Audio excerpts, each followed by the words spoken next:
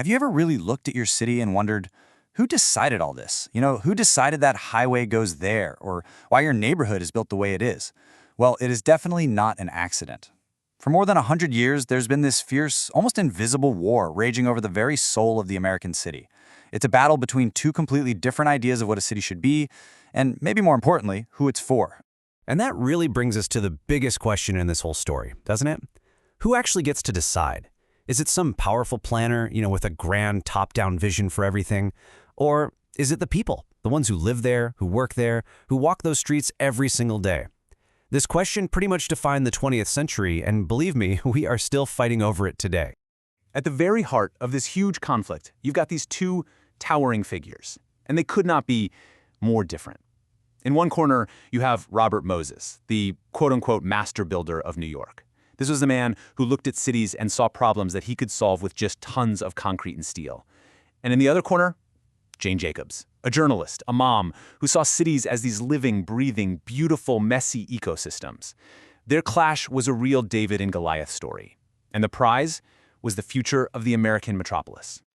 Okay, so to really get this battle, you have to understand the sheer force of nature that was Robert Moses. For almost 40 years, this guy was arguably the most powerful man in New York. And his vision for the city was, well, it was ambitious, it was autocratic, and it was absolutely massive. Yeah, people did not mince words when they talked about Moses.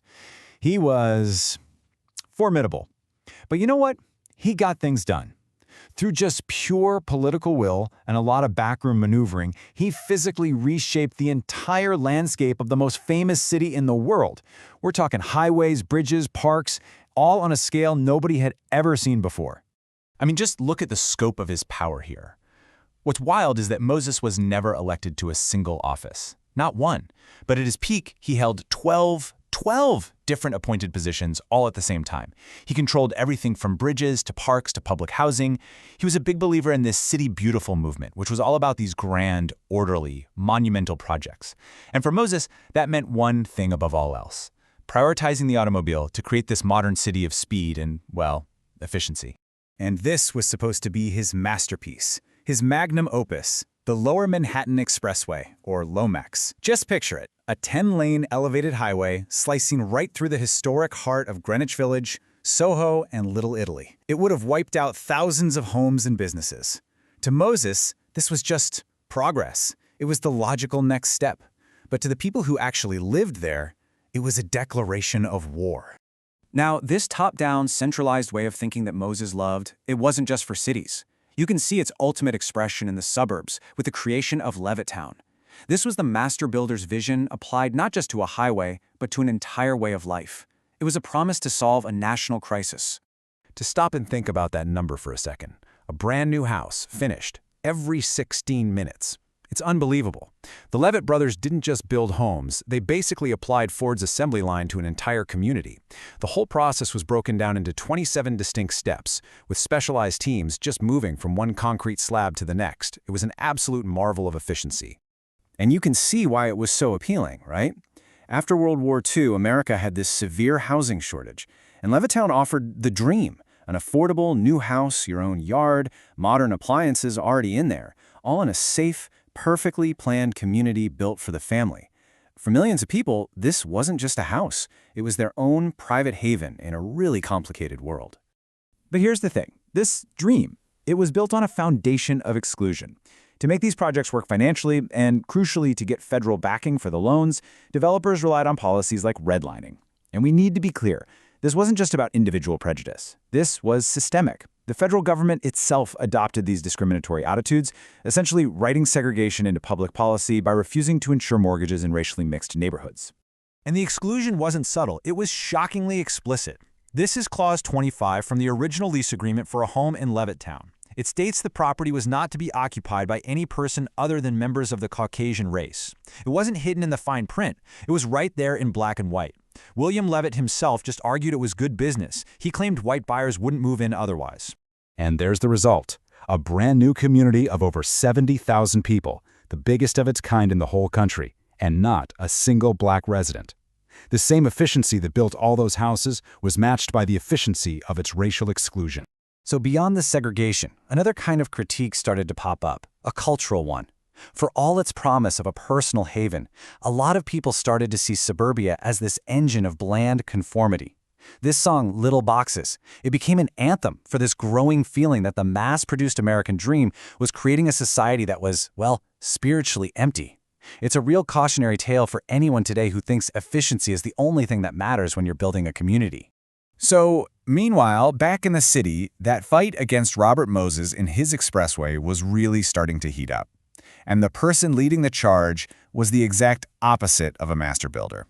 She was a journalist, an activist, and a mother who was convinced that the so-called experts were just dead wrong about what makes a city great.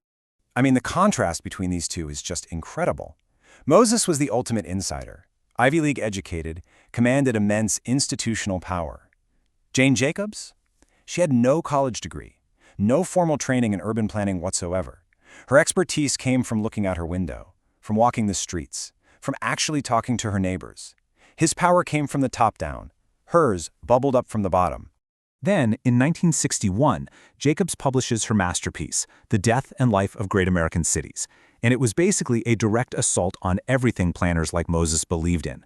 She argued that all the things they saw as chaos, shops next to apartments, busy sidewalks, small blocks, a mix of old and new buildings, those were actually the signs of a healthy, safe, and vibrant city. And what was the most important ingredient? The people who actually lived there. And she didn't just write about it, she lived it. When Robert Moses came for her neighborhood, she organized. She led protests, she chaired the committee to stop the expressway, and she famously rallied her community with so much passion that she was even arrested for inciting a riot at a public hearing. And you know what? In the end, she won. David beat Goliath. The expressway was never built. So, after all that, what's the legacy of this epic battle? The thing is, it's not really about one side being right and the other being wrong. It's that these two competing visions, these two very different ideas, are still shaping every single city and suburb that we live in today. This really breaks it down perfectly. Moses' legacy?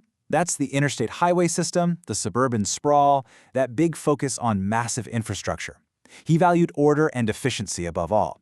And Jacob's legacy? That's the historic preservation movement, community planning boards, and the now common belief that our neighborhood should be for people, not just for cars. She valued vibrancy, diversity, and the human scale. In the end, for all their bitter fights, they were both driven by this deep desire to make the city better. They really were. It's just that for Moses, a better city was like a well-oiled machine. And for Jacobs, a better city was a thriving, complex, and sometimes messy, living organism. And that kind of leaves us with one last thought. The next time you're out, just look around. Look at the streets you walk down, the way you get to work, the park where your kids play. What do you see? Do you see the grand sweeping vision of the master builder? Or do you see the intricate human-scale ballet of the citizen activist? The truth is, you probably see a little bit of both. And the battle over which vision is going to define our future, well, that's far from over.